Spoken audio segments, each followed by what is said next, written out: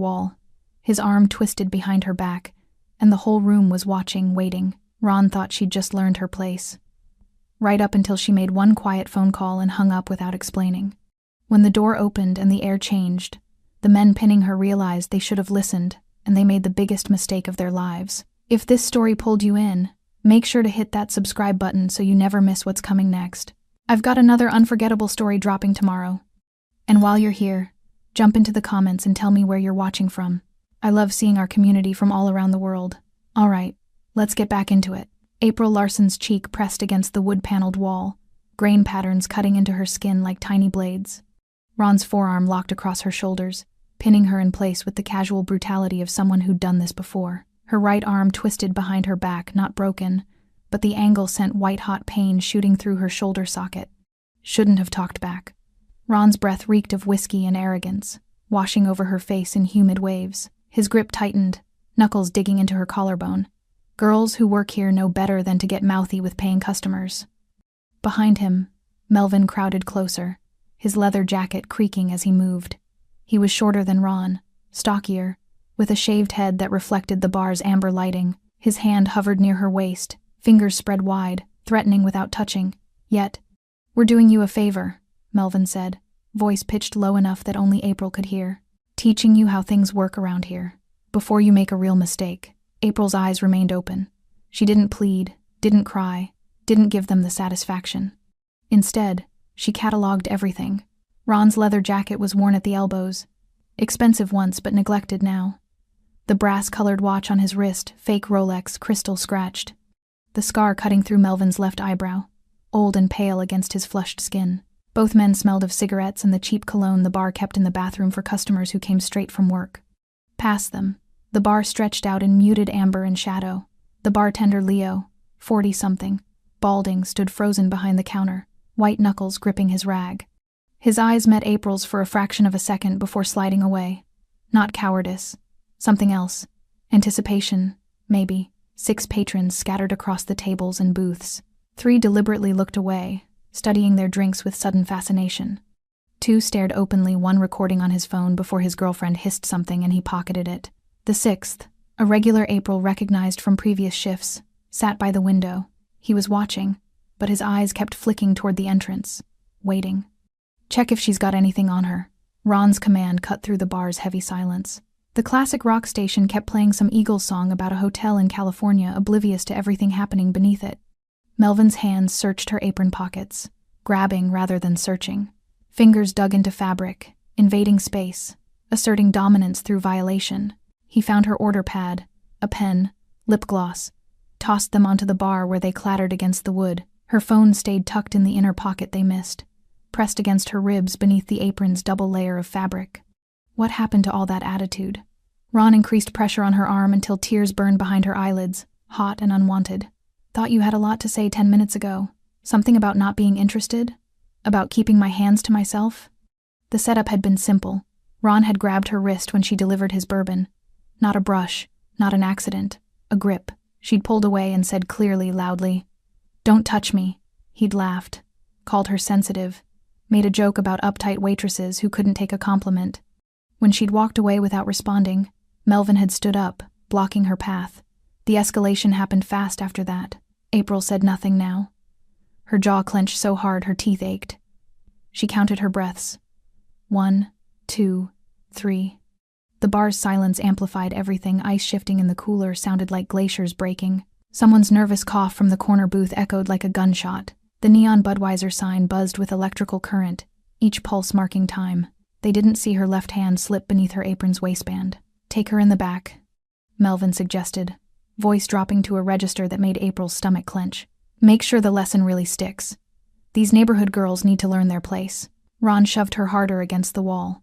Her forehead connected with wood, sharp pain blooming behind her eyes. "You hear that? We're being generous, giving you privacy for what comes next. Should be thanking us." April's fingers closed around her phone. The screen unlocked with her thumbprint, muscle memory bypassing conscious thought. She didn't look down, didn't need to. The number was saved under a single letter, M, first name on her contacts list. Programmed on her first shift, 3 weeks ago, when the bar's owner had handed her an apron and a warning. Behind the bar, the regulars exchanged glances. Not intervention, they'd learned that lesson already. But their stillness had weight to it. Density. They weren't watching an assault, they were watching a countdown. The man by the window shifted in his seat, leather jacket rustling. His eyes moved from April to the entrance, then back.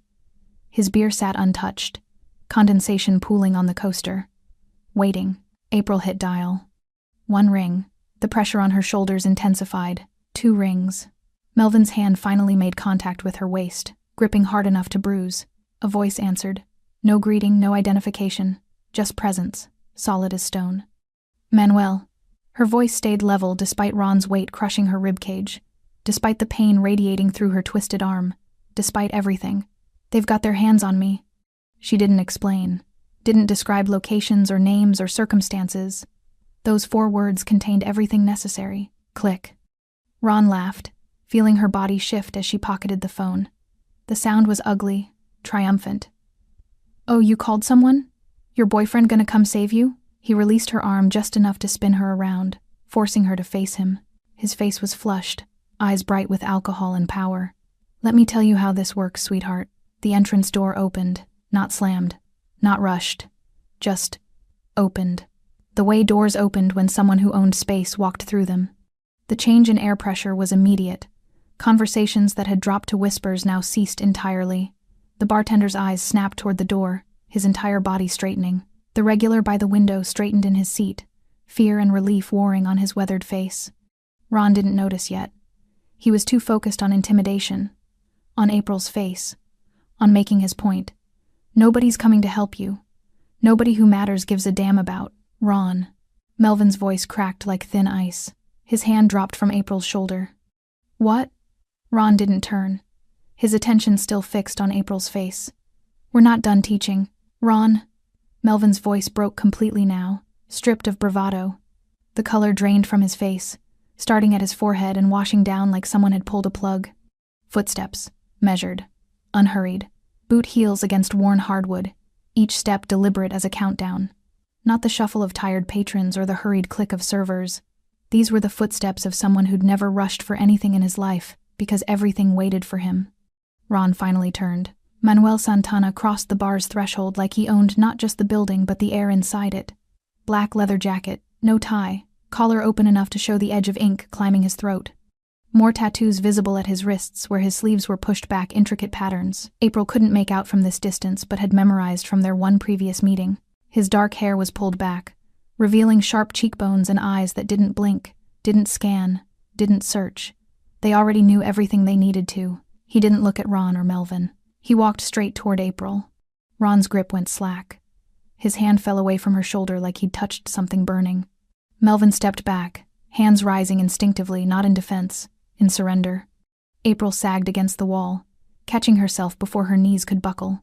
The sudden absence of pressure left her disoriented, like a wire snapped after being pulled taut. Santana stopped 2 feet from her, close enough that she could see the thin scar cutting through his eyebrow, the silver chain visible beneath his collar. He examined her face with clinical precision, the redness on her cheek where it had pressed against the wall, the way she cradled her right arm, the controlled breathing of someone holding back pain. Did you tell them to stop? His voice was quiet, final. Not a question seeking information but confirmation of a crime already committed. April nodded once. Her throat felt too tight for words. Santana's jaw tightened, muscle jumping beneath skin. He didn't raise his voice, didn't gesture wildly. When he turned to face Ron and Melvin, his hands stayed relaxed at his sides, which somehow made him more terrifying than if he'd come in swinging. Then you chose not to listen. The words settled over the bar like snow, muffling everything beneath their weight. Ron found his voice first, though it came out strangled. Look, man, we didn't know she didn't say. She told you to stop. Santana's interruption was surgical. I heard you repeat her words. Something about not being interested, about keeping your hands to yourself. He took 1 step closer. Just 1. So you knew. You just didn't care. Melvin's hands trembled now, still raised like a suspect in a traffic stop. We were just messing around, you know? She's knew we were. Teaching her. Santana finished the sentence, voice flat. I heard that too. Interesting lesson plan. His eyes dark, unreadable, moved between them. Tell me what you were teaching. Specifically, silence. Behind the bar, Leo had gone completely still, not even pretending to work anymore. The rag dangled from his hand. Forgotten, his face held the expression of someone watching a car accident in slow motion, unable to look away. The regulars sat frozen.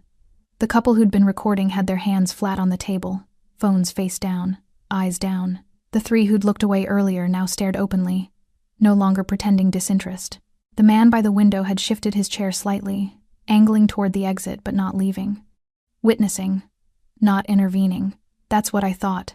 Santana's attention returned to April. His hand moved slowly, deliberately, reaching toward her. She flinched, couldn't help it, and he froze.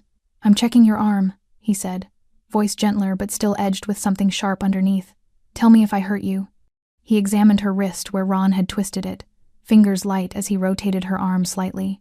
April hissed through her teeth when he found the angle that sent pain shooting through her shoulder. "Dislocated?" he asked. "No, just pulled hard." "Bruising?" April looked down. Dark marks were already forming where Melvin's fingers had gripped her waist, visible above her jeans where her shirt had ridden up. She nodded. Santana's expression didn't change, but something in his stillness shifted. The air around him seemed to compress, pressure building like a storm front moving in. "You're regulars here," he said, still not looking at Ron and Melvin. Statement, not question. "Yeah, man. We come in like 3-4 times a week," Ron started. "How long?" "What? How long have you been coming here?" Each word precise as a blade. 6 months, maybe? 7? And in 6 months nobody told you the rules? Santana finally turned back to them. "Nobody mentioned that people who work here are protected? That this bar operates under certain agreements?"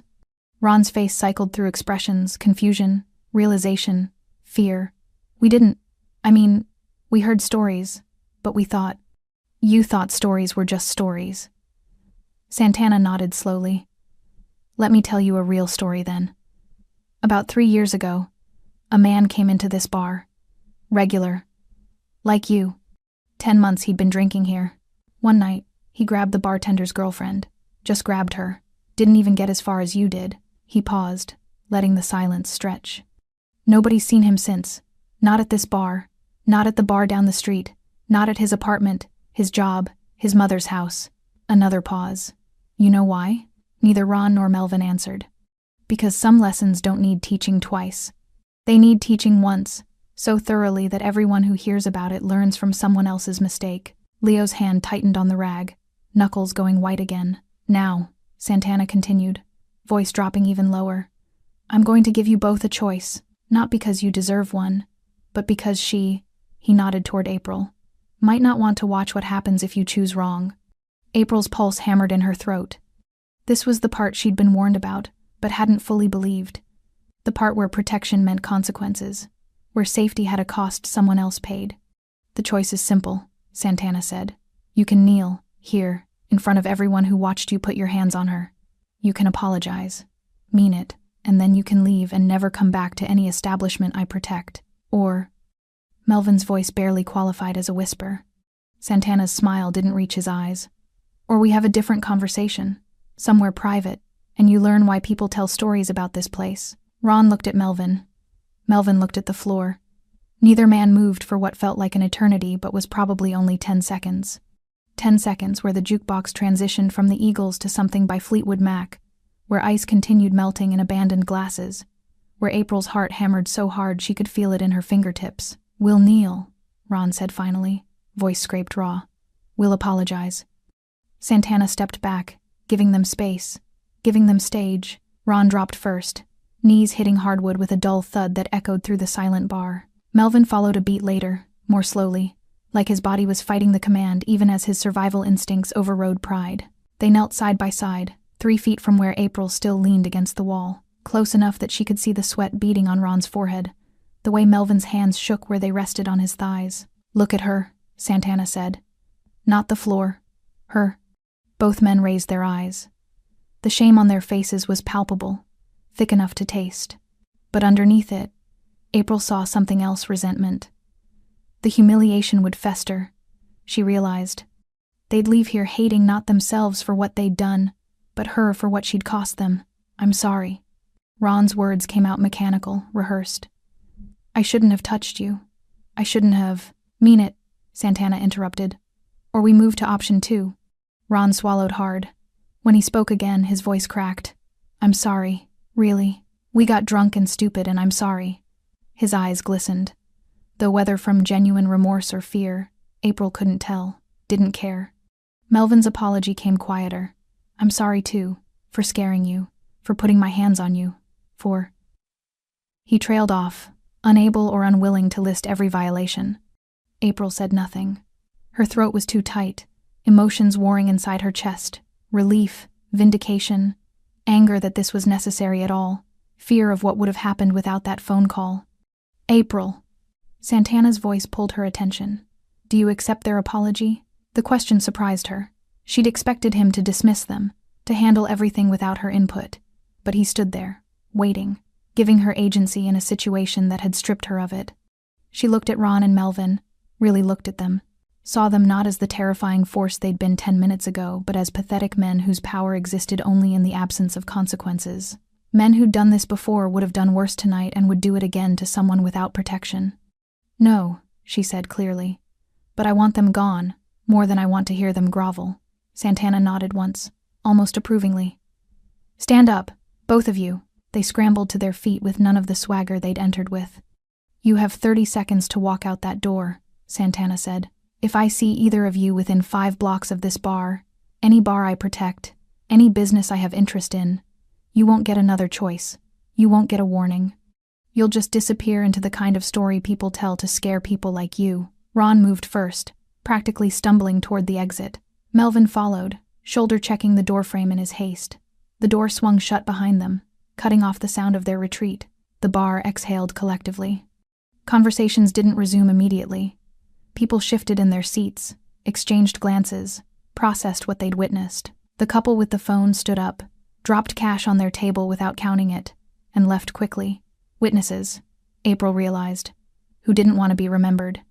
Leo finally moved, setting down his rag and pouring 2 fingers of whiskey into a glass. He slid it across the bar toward Santana, who ignored it, and then poured a second glass, this one with ice and Coke, and gestured toward April. She crossed to the bar on unsteady legs, accepting the drink with hands that trembled slightly. The cold glass anchored her, gave her something physical to focus on. You okay? Leo asked, and it was the first thing anyone besides Santana had said to her since the assault began. Getting there, April managed.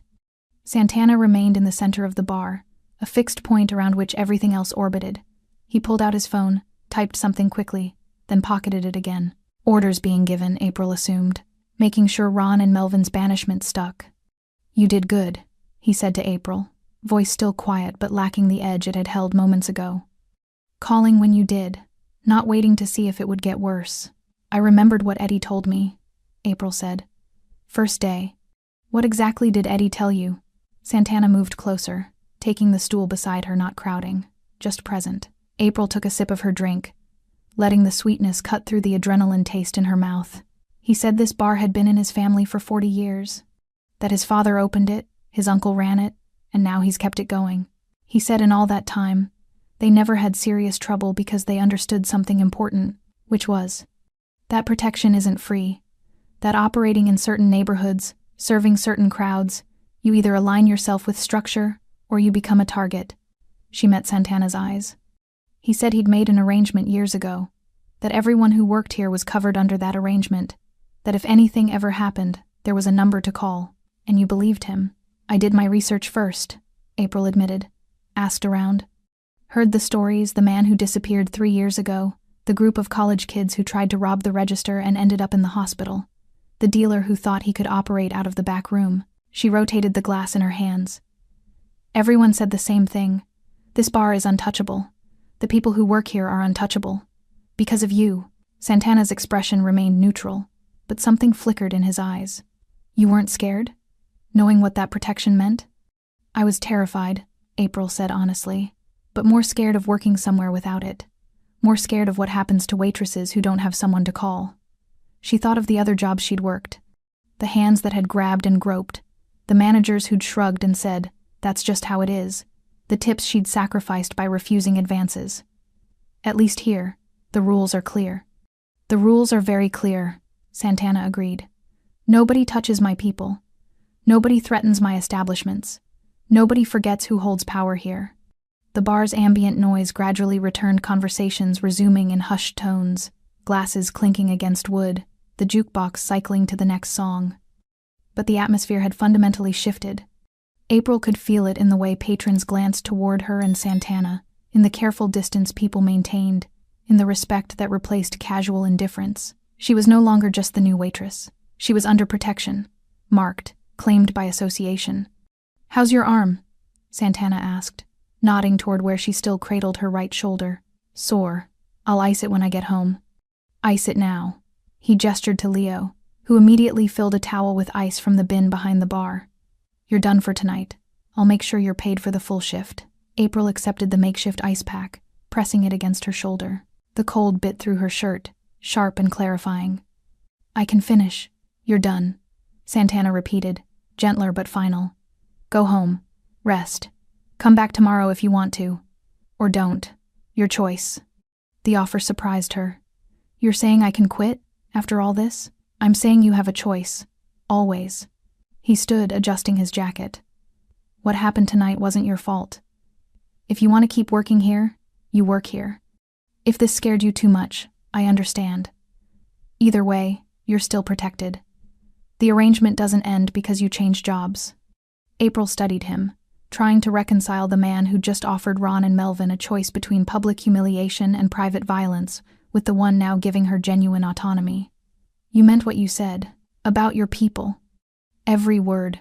Santana pulled out his phone again, checked something, then looked back at her. "I protect what's mine. This bar is mine. The people who work here are mine. That's not ownership, it's responsibility. Big difference." "And if I'd called 5 minutes later? 10? The question emerged before April could stop it, the what-ifs that had been circling since the moment Ron first grabbed her. Santana's expression darkened. "Then I would have walked in on something worse, and Ron and Melvin would have faced option 2 regardless of what they chose. Timing matters, but outcome is what I care about. You're safe. They're gone. The message is sent." "What message?" "That this bar remembers. That every regular, every drunk who thinks he's bulletproof, every asshole who confuses hospitality with invitation, they all remember what happens when lines get crossed." He gestured around the room. "Look at them. Look at how they're looking at you." April did. The remaining patrons watched her with something between wariness and respect. The man by the window who'd been waiting for Santana raised his glass slightly in acknowledgement. A woman in the corner booth, mid-40s with tired eyes, nodded once solidarity, recognition, relief that someone had finally faced consequences. "They're not scared of you," Santana continued. "They're scared of what touching you would cost them. There's a difference. Fear of you is personal. Fear of consequences is structural." "Is that what you want? People scared of consequences?" "I want people to behave. Fear of consequences makes people behave when morality doesn't." Santana pocketed his phone. "You think Ron and Melvin stopped because they suddenly developed conscience? Or because they realized their actions had a cost they weren't willing to pay?" April knew the answer. Had seen it in their faces when they'd knelt, not remorse, but calculation. The weighing of pride against survival. 3 weeks ago, when I started, April said slowly, "Eddie gave me your number. Told me to memorize it, not save it. Said if I ever saved it under your name, I should save it under just the initial. Why? Plausible deniability. If someone gets hold of your phone, scrolls through your contacts, they see, could be anyone. Marcus, Michael, Mom." Santana's mouth quirked slightly. "Learned that from someone who didn't take the precaution. Her ex found my full name and number. Caused complications." "What kind of complications?" "The kind where jealous ex-boyfriends think they can intimidate me into staying away from their women." The way he said it suggested the complications hadn't ended well for the ex-boyfriend. "Now everyone who has my number knows the protocol. First initial only. Memorize it. Only call when you have to." "How many people have your number?" April asked, curiosity overriding caution. "Enough." Santana didn't elaborate. "Every business I protect, key staff members get it. Managers, senior bartenders, security. People who might need immediate response." His eyes met hers. "Usually they work up to it. 6 months, a year, prove they're reliable. You got it on day 1, because Eddie vouched for me." Because Eddie told me you needed the job badly enough to take night shifts in a bar like this. Because he said you had a kid at home depending on your income. Because he said you wouldn't call unless you really needed help." Santana tilted his head slightly. Was he right?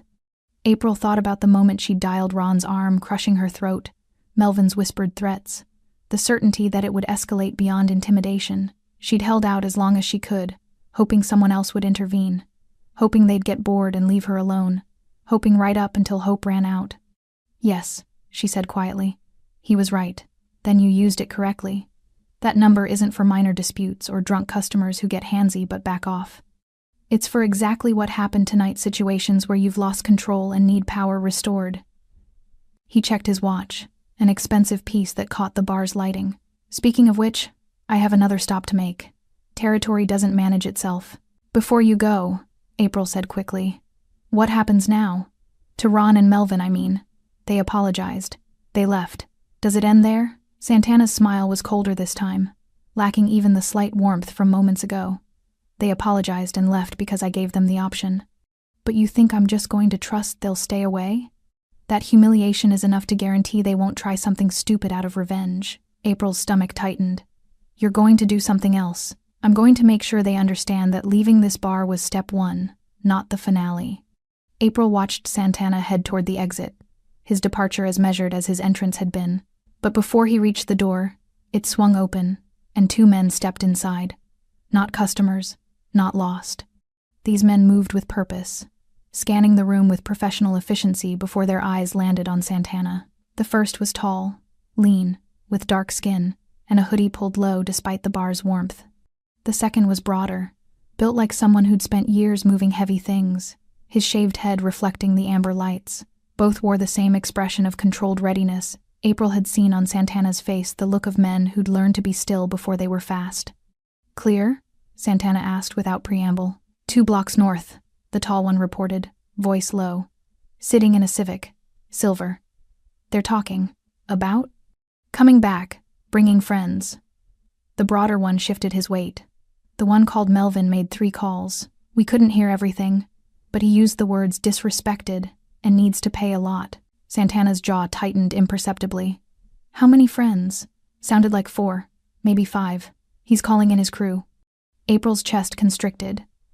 The relief she'd felt moments ago evaporated, replaced by cold dread. They were coming back.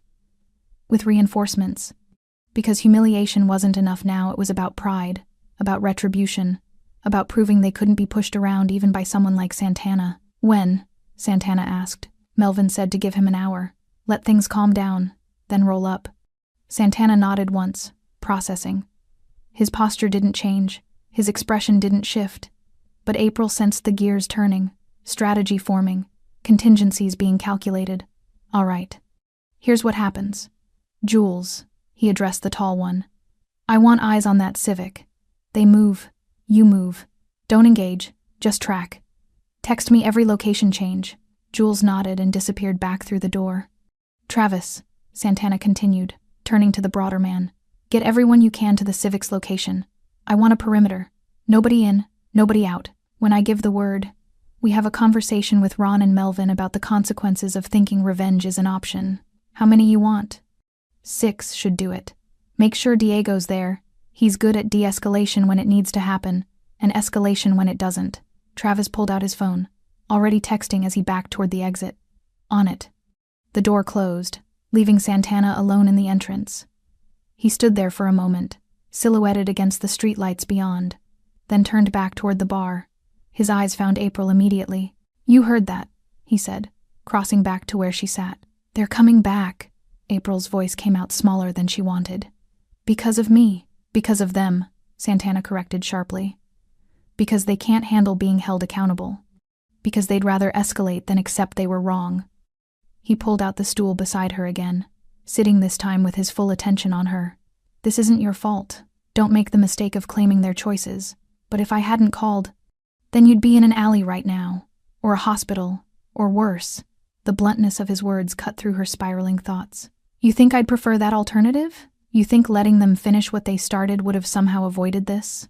April pressed the ice pack harder against her shoulder, needing the physical sensation to anchor her. I didn't think it would lead to this. to more violence.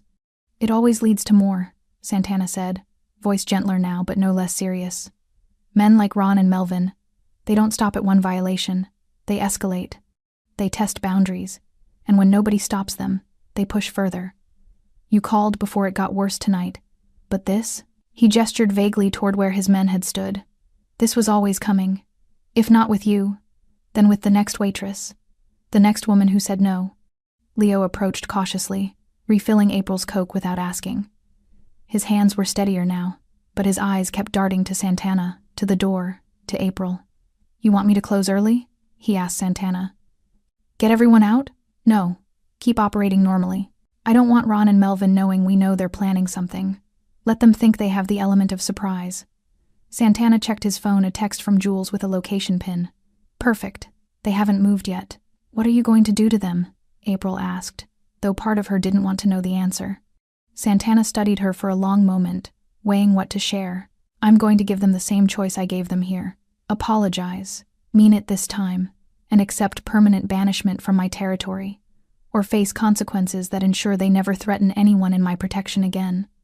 And if they choose wrong, then they learn why smart people don't choose wrong. The vagueness was deliberate, April realized. Plausible deniability again. The less she knew about specific methods, the less she could be implicated if things went sideways.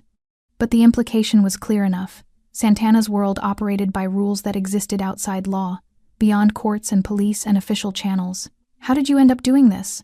The question emerged before April could stop it. Running protection, managing territory, being the person people call. Santana's expression shifted, not quite a smile, but something adjacent to it. Memories, perhaps, of a younger version of himself making different choices. Long story. Short version? I grew up watching my mother work 3 jobs, get harassed at 2 of them, and have nobody to call when it got bad. Watched my sister get cornered in a parking lot and fight her way free because nobody was coming to help. Watched my neighborhood get eaten alive by people with power and no conscience. He paused, fingers drumming once against the bar. So I built something different. Structure where there was chaos, consequences where there was impunity, protection for people who couldn't protect themselves. His eyes met hers. I'm not a hero, April. I do things heroes wouldn't do. But I keep people safe, actually safe, not just theoretically safe. That has value, even if it means violence. Especially if it means violence. Because the world is already violent. I just make sure it's directed at people who deserve it instead of people who don't. Santana's phone buzzed. He glanced at the screen, read the message, then stood smoothly. They're moving, heading back this way. April's pulse spiked. Already? I thought they said an hour.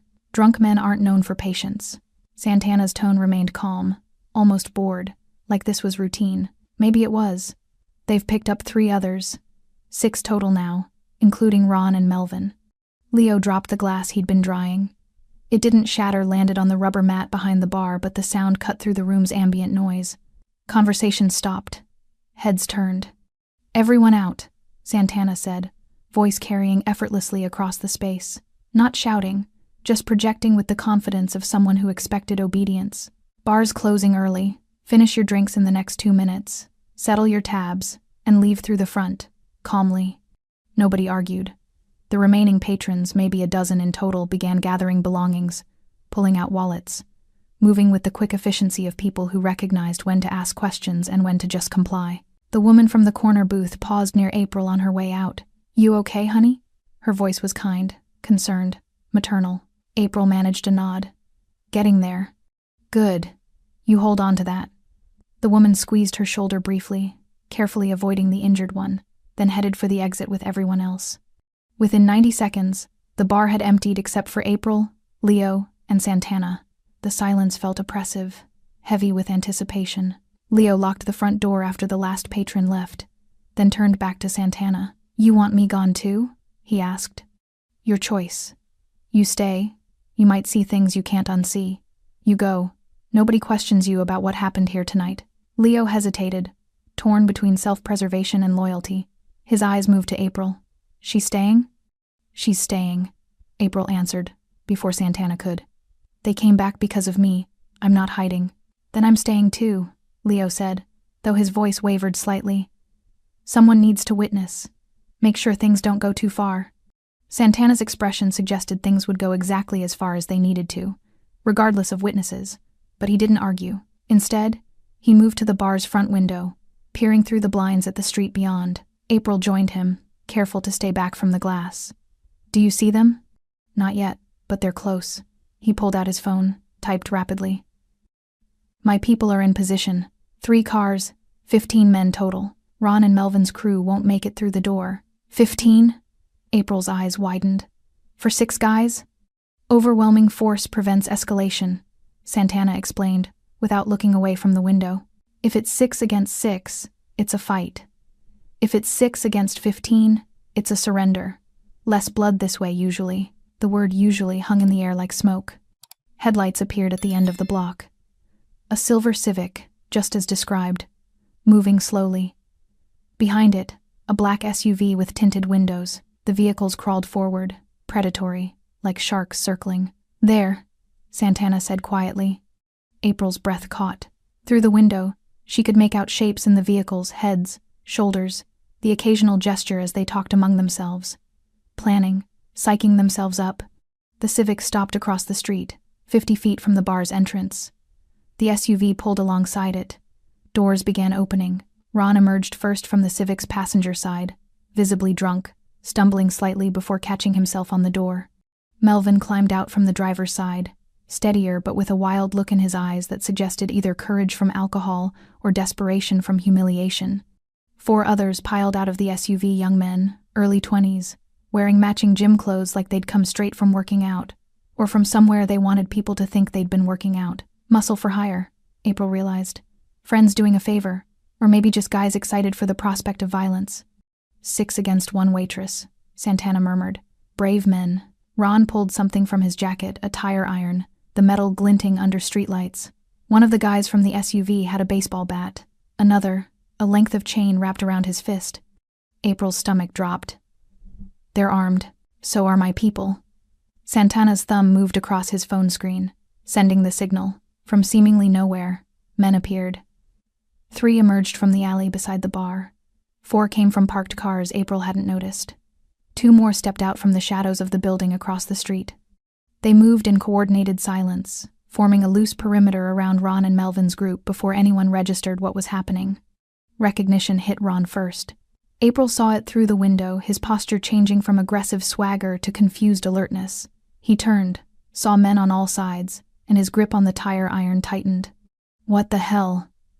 His voice carried through the glass, though April couldn't make out the rest. Melvin spun in a circle, counting opponents, doing math that didn't add up favorably. "Ron. Man, we should—" "Too late," Santana said, already moving toward the door. "Stay inside," he told April. "Lock this behind me. Don't open it unless I tell you to." "Wait." April reached for him without thinking, her hand catching his jacket sleeve. "What are you going to do?" Santana looked at her hand, then at her face. Something in his expression softened microscopically. "I'm going to give them one more chance to make the right choice. After that," he gently extracted his sleeve from her grip. "After that, it's not your concern. It became my concern when they put their hands on me. And it became mine when you called my number." His voice was firm, final. "This is what protection looks like, April. It's not always pretty. It's not always comfortable, but it works. Trust that." He opened the door, and cold night air rushed in, carrying with it the scent of asphalt and tension. Leo moved immediately to lock it behind him, his hands shaking as he slid the deadbolt home. Through the window, April watched Santana walk toward Ron and Melvin's group with the same measured pace he'd used entering the bar earlier. Unhurried, inevitable. His men maintained their positions, boxing in the 6 who'd come for revenge. Ron raised the tire iron defensively. "Stay back, man. I'm warning you." Santana stopped 15 feet from Ron, hands visible at his sides, posture relaxed. From inside the bar, April pressed closer to the window, Leo beside her, both of them holding their breath. "Warning me?" Santana's voice carried clearly through the quiet street. "That's interesting. You came back to my establishment, with weapons, with reinforcements. Planning to do what exactly?"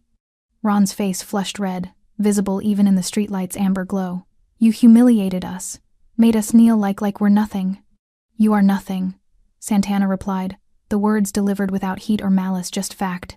You assaulted a woman under my protection. You ignored her when she told you to stop. When I gave you a choice between humiliation and worse, you chose humiliation. Then you chose to come back. That makes you not just nothing, it makes you stupid. One of the younger guys from the SUV, tall, with a snapback worn backward, stepped forward, bat resting on his shoulder.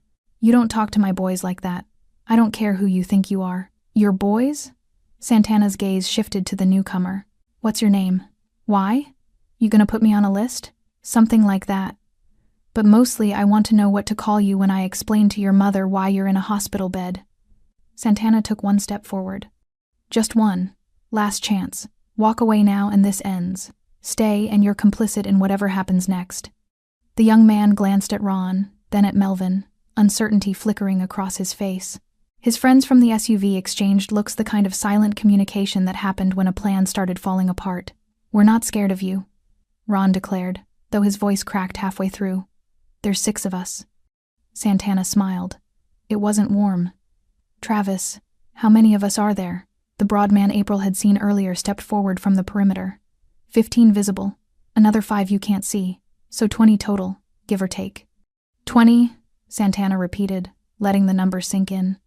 And you brought 6, with a tire iron, a bat, and a chain, against trained men who do this professionally. He tilted his head. Those odds work for you? Melvin lowered his chain slightly. Look, we wanted to scare her, send a message. We weren't gonna what? Actually hurt her? Santana's voice sharpened. The same way you weren't gonna hurt her when you pinned her to the wall? When you twisted her arm? When you talked about taking her to the back room? He moved closer, eating up the distance. You're gonna stand there and tell me you came here with weapons and friends out of concern for her well-being? Silence, heavy and condemning. Inside the bar, April's hands curled into fists. Part of her wanted to look away, to let this play out without her witness. But another part, the part that had counted Ron's scars and memorized Melvin's face while being assaulted, needed to see this. Needed to know that consequences were real, that her call had mattered, that protection meant something. Here's what's going to happen, Santana said, voice dropping to a register that somehow carried further than shouting. You have 2 options. Again, because apparently the first time didn't take. We already apologized. Ron's desperation bled through. We knelt, we said sorry, we left. And then you came back, with weapons, planning violence. Santana stopped 5 feet from Ron now, close enough that April could see Ron flinch. So the terms have changed. Option 1. You kneel again. All 6 of you, right here in the street. You hand over every weapon. You apologize not just to April, but to everyone in my organization who had to waste their time tonight because you can't control yourselves. Then you leave. Not just this bar, this neighborhood, this entire territory. You find somewhere else to drink, work, exist. And if I ever see any of your faces again, we skip straight to option 2. The young man with the bat shifted his weight. And option 2? Option 2 is what happens when men come at my people with weapons. Santana's hands finally moved, gesturing to the perimeter. My men take those weapons away from you. Then they demonstrate why you shouldn't bring weapons you don't know how to use to fights you don't know how to win. You're threatening us? Ron's voice pitched higher. In front of witnesses? We could what? Santana interrupted. Call the police?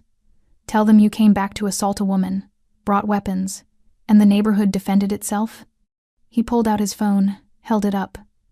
I've been recording this whole conversation. I have footage of you arriving with weapons.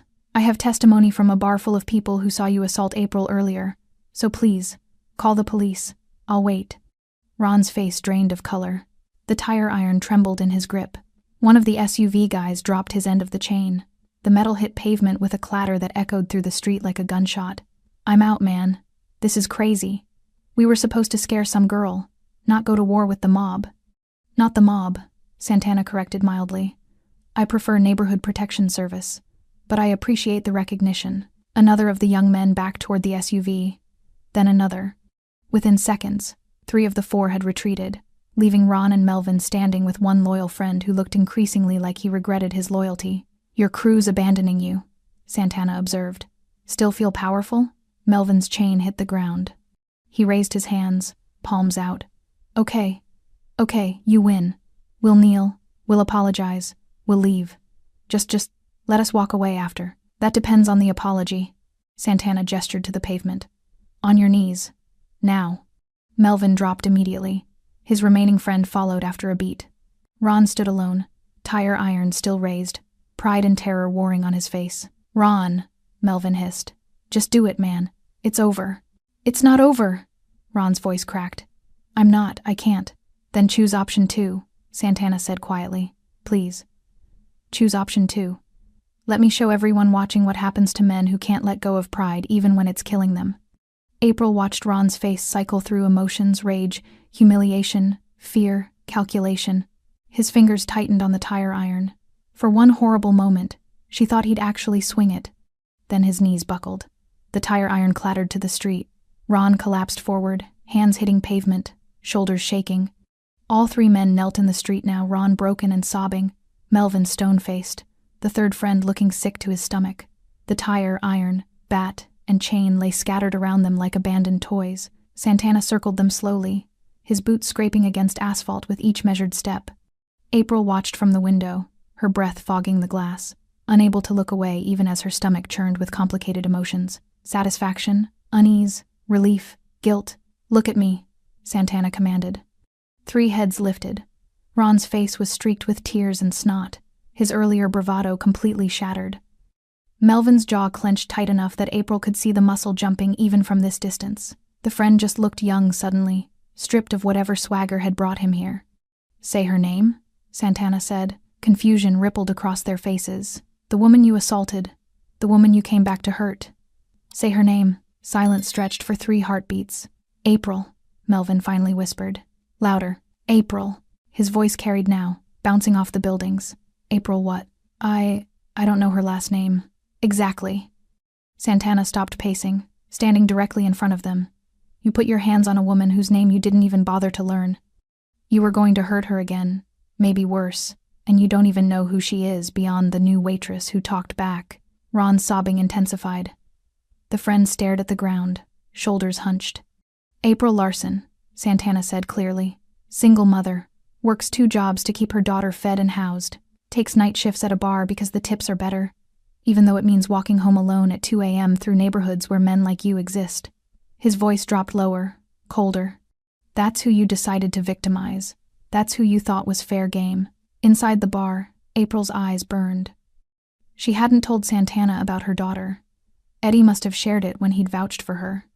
The detail made this more real somehow, not just an anonymous waitress being protected, but a specific woman with a specific life that these men had tried to destroy. I'm sorry, Ron choked out. April, I'm so sorry. I was drunk and stupid and… She can't hear you, Santana interrupted. But I can, and sorry isn't enough this time. Sorry was enough when you left the first time. Coming back canceled, sorry.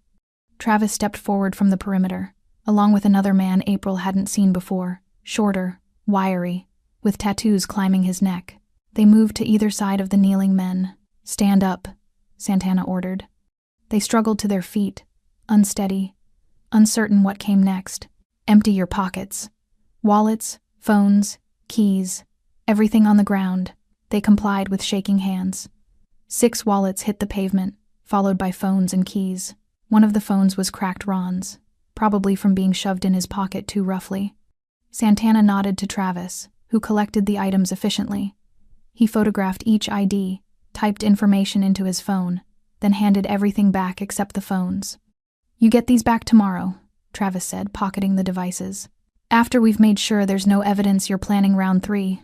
We're not, the friend started. Shut up, Santana said almost conversationally. You lost the right to speak when you showed up with a baseball bat. He turned his attention back to Ron and Melvin. Here's how this works. You're banned from every establishment I protect. That's 43 bars, restaurants, and clubs across 5 neighborhoods. List is being texted to associates right now with your photos and descriptions.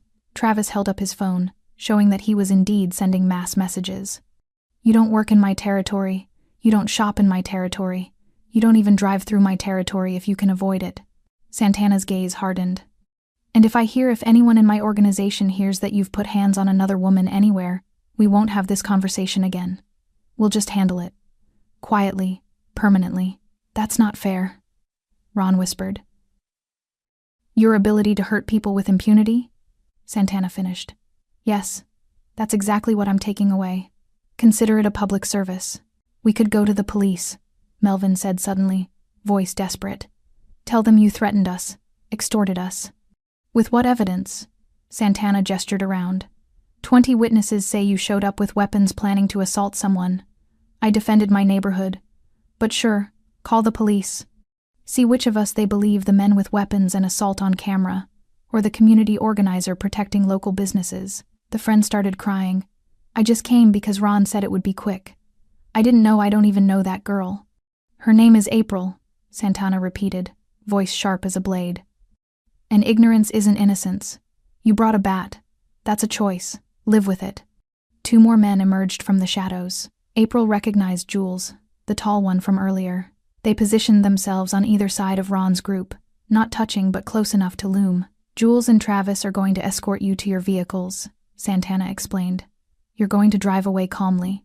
No speeding, no dramatics, no stopping to regroup and plan something even stupider. If you deviate from a direct path out of this neighborhood, the men following you will assume hostile intent. Don't give them a reason. Someone's following us? Melvin's voice cracked. Until you're 10 miles away. Yes. Insurance policy. Santana stepped back, giving them space to move. Start walking. They moved like men walking to execution, shuffled steps, hunched shoulders, defeated. Jules and Travis flanked them, professional and silent. The group headed toward the Civic and SUV, footsteps echoing in the quiet street. April watched until they disappeared from view, engines starting, vehicles pulling away with none of the aggressive energy they'd arrived with. The remaining men on the perimeter held position for another 2 minutes, then dispersed as silently as they'd appeared. Within 5 minutes, the street looked normal again, empty, quiet, like nothing had happened. Santana returned to the bar's door, knocked twice. Leo unlocked it immediately, stepping back to let him enter. It's done, Santana said, brushing past him toward April. They're gone. They won't be back. April found her voice finally, though it came out rough. How can you be sure? Because they're cowards, and cowards fold when consequences become real. He studied her face. How are you feeling? I don't know, April admitted. Relieved? Guilty? Scared. It's not actually over. It's over, Santana assured her. I promise you that.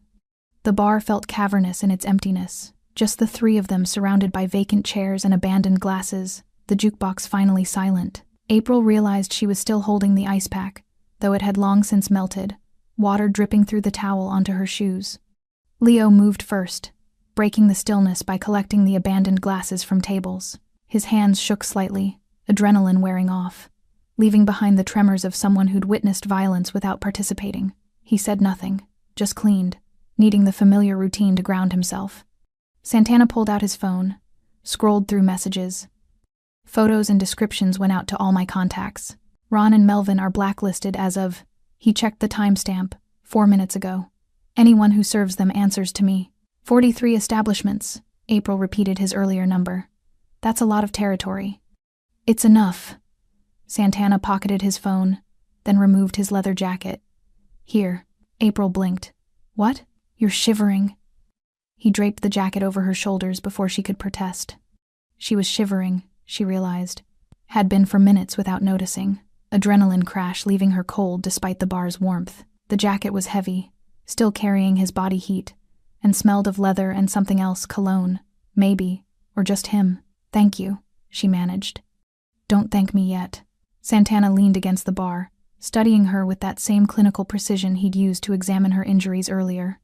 What happened tonight, the kneeling, the banishment, the threats, that's the visible part, the part people see and remember.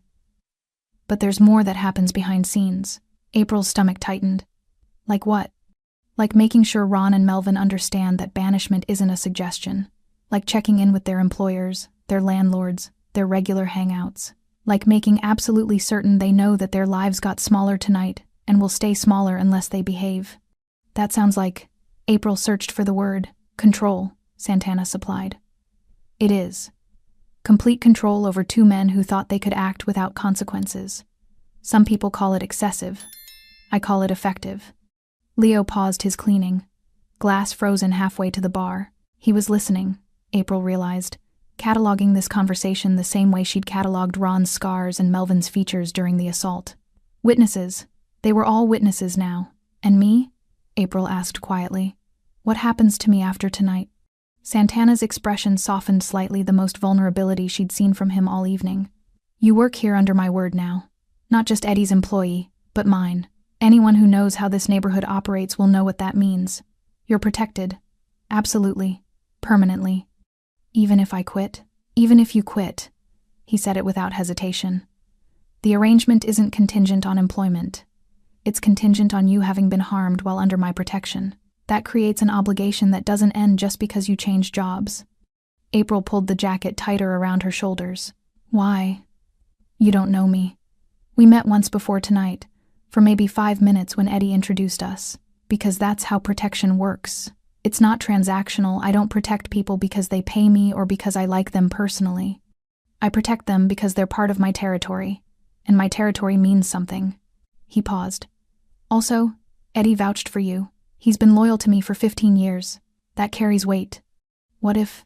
April hesitated, uncertain if she wanted the answer. What if someone doesn't care about your protection? Someone bigger, more dangerous than Ron and Melvin? Then it becomes my problem, not yours. Santana's voice carried absolute certainty. That's the point of protection. You don't have to worry about the what-ifs. I do. Leo finally set down the glass, crossing to where they stood. She should go home, he said to Santana. It's late. She's had a hell of a night. And staying here just means reliving it. Agreed. Santana straightened from the bar. I'll have someone drive you. I can take the bus. You'll be driven, Santana said firmly. Travis will take you. He's good people. Won't make you talk if you don't want to. As if summoned, Travis appeared at the door, must have been waiting outside. He nodded once to Santana, then to April. Whenever you're ready, ma'am. Ma'am. The formality felt surreal after everything. April looked around the bar at the wood-paneled wall where she'd been pinned. At the phone behind the bar she'd used to call for help. At the door Ron and Melvin had walked through twice tonight. This place had been just a job 4 hours ago. Now it was something else. A symbol, maybe. Or a reminder. I'll be back tomorrow, she said, surprising herself. Santana raised an eyebrow. You sure?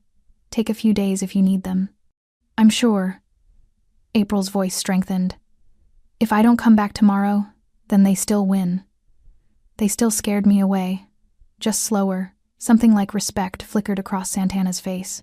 All right, tomorrow. But if you change your mind, I won't. She handed back the melted ice pack to Leo, who accepted it with a sad smile. Get some rest, April. Real rest, not just lying awake replaying everything. I'll try. Travis held the door open, patient and silent. April walked through it, Santana's jacket still wrapped around her shoulders. The night air hit her face, cold and sharp and clarifying. The street looked normal, no evidence of what had happened here, no bloodstains or scattered weapons, just empty pavement and streetlights. Travis's car was parked half a block away, a nondescript sedan that could have belonged to anyone. The drive took 15 minutes through empty streets.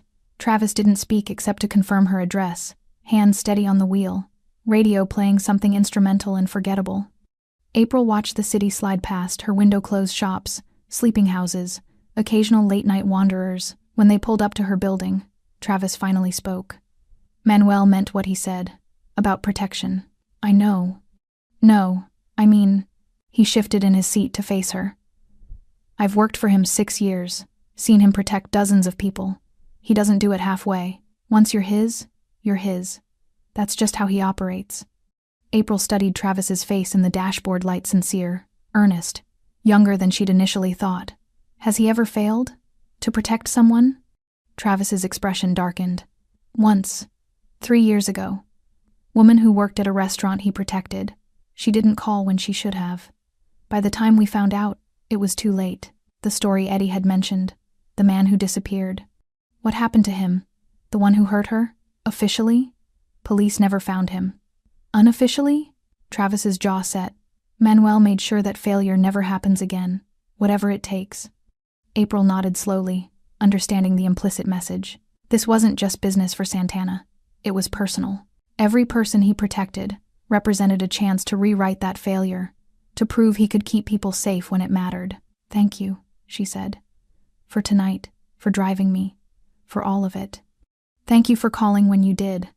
Makes our job easier when people don't try to handle everything themselves. April climbed out of the car, still wearing Santana's jacket. She'd return it tomorrow, another reason to show up, to not hide. Her apartment was dark and quiet when she entered. Her daughter was at her mother's for the night, a regular arrangement on late shift evenings. Part of April was grateful she needed time to process, to decompose, to figure out how to carry this forward. She stood in her bathroom, examining her reflection. The redness on her cheek had faded to pink. Her shoulder ached but moved normally. No permanent damage, at least not physically. Emotionally was harder to measure. Her phone buzzed a text from an unknown number. This is Manuel. Travis confirmed you got home safe. If you need anything tonight, can't sleep, feel unsafe, whatever, call the number you have. Someone will answer. Always. April stared at the message for a long moment, then saved the number properly this time. Not just Manuel Santana, with his full name, because hiding it felt pointless now. She was in this world. Whether she'd chosen it or not, she texted back, "Thank you. For everything." His response came quickly. "You called at the right time. That took courage. Don't forget that."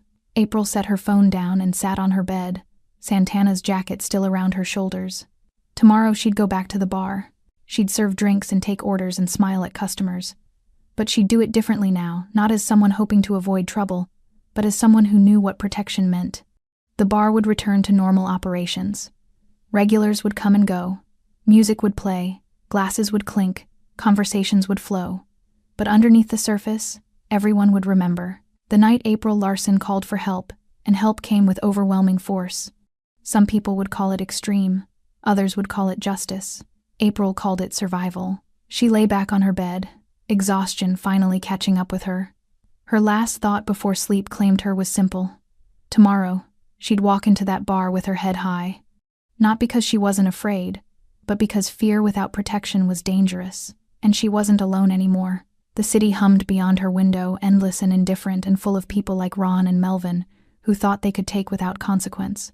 But it was also full of people like Manuel Santana, who'd built something different, something structured and brutal and strangely honest. Protection wasn't clean. It wasn't legal. It wasn't what heroes offered in stories, but it worked. And for tonight, that was enough. Thanks for staying with this story right till the final moment. You're the reason these stories come alive. If you're ready for another powerful journey, just tap the next video on your screen. And before you go, leave a quick comment and rate this story from 1 to 10. I'm excited to see your thoughts and connect with you down there.